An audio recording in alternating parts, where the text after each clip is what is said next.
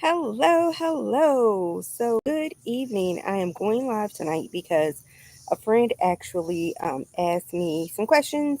And while I did respond to her, I also thought, hey, this is something that I could actually um, talk about. Okay, sorry for blinking out. I'm trying to copy the link to this to post to say, hey, I'm live. Um, but if it is your first time here or just welcome, my name is Nicole. I work as a nutrition educator.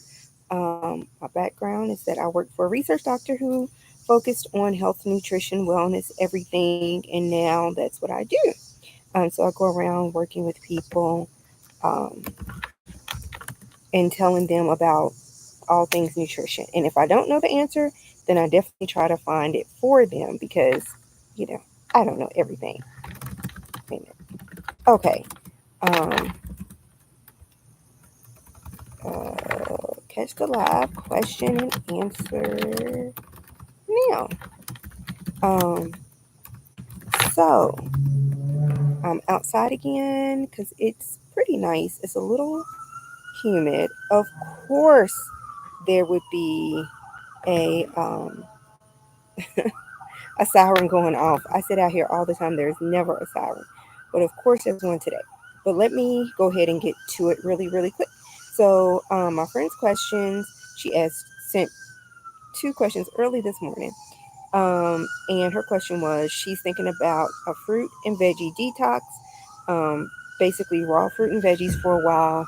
What are my thoughts? And so my thoughts to that is, hey, if you want to do it, do it. No, really, because it's hard, especially when you're saying for a while.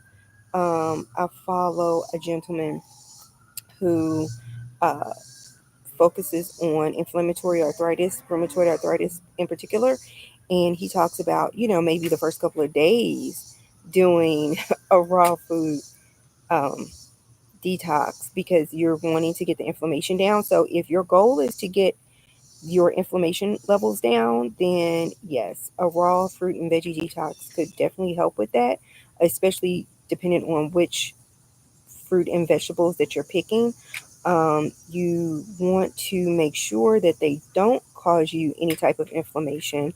And I say that because as someone who manages ankylosing spondylitis, another inflammatory arthritis, um, there are certain foods, especially foods that fall in the nightshade category, like potatoes, eggplants, especially paprika. That's a big one for me. Um, that can cause pain or cause additional inflammation. And so I've been testing some foods this last couple of weeks because I want to see if what I can tolerate better and maybe not, still not as well.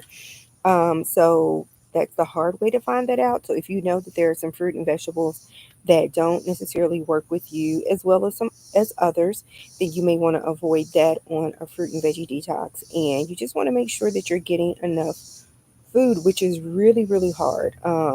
People may use it as a way to lose weight. It's not necessarily sustainable because if you're only going to eat raw fruits and vegetables for the rest of your life, if you're not going to do that, then saying that you're going to do that for a really long time is not, like I said, it's just not sustainable and it's not practical.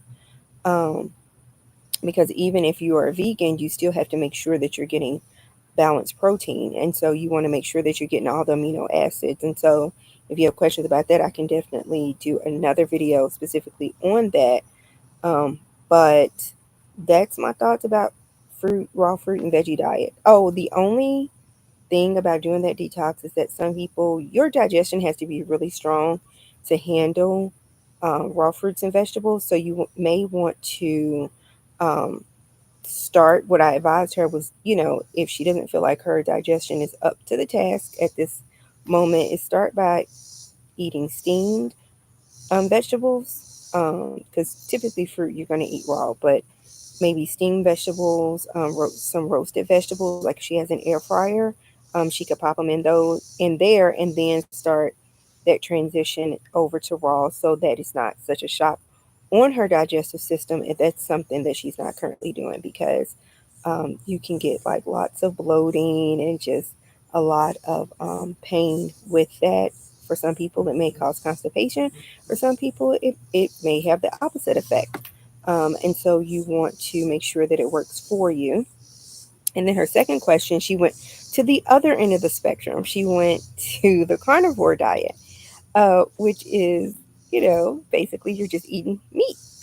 Um, the one thing I will say about both of these that I do like, even though they're on two very different ends of the spectrum, is that you are getting rid of basically junk food. You're getting rid of ultra processed foods, those quick, super sugary, high calorie, low nutrient dense foods. And so you want to make sure that, you kind of work on getting those out of your eating pattern as well. And so that is one thing I do like about both the fruit and veggie detox and the carnivore diet, is that you are removing the ultra processed foods. The carnivore diet, it's, again, you got to have some decent digestion for that. And I'm looking at the notes that I send her. So my thing with a carnivore diet, please don't come for me, but learning in nutrition, that's just not necessarily the best program for most people. For some people, that might be the best program. And like I always say, talk to your healthcare team, talk to a registered dietitian, someone who can guide you one on one and who can do some actual testing of your markers to see what what may work better for you. Um, some people may do keto, some people may do like extremely or low carb paleo. I did that for some time. That worked really, really well for me.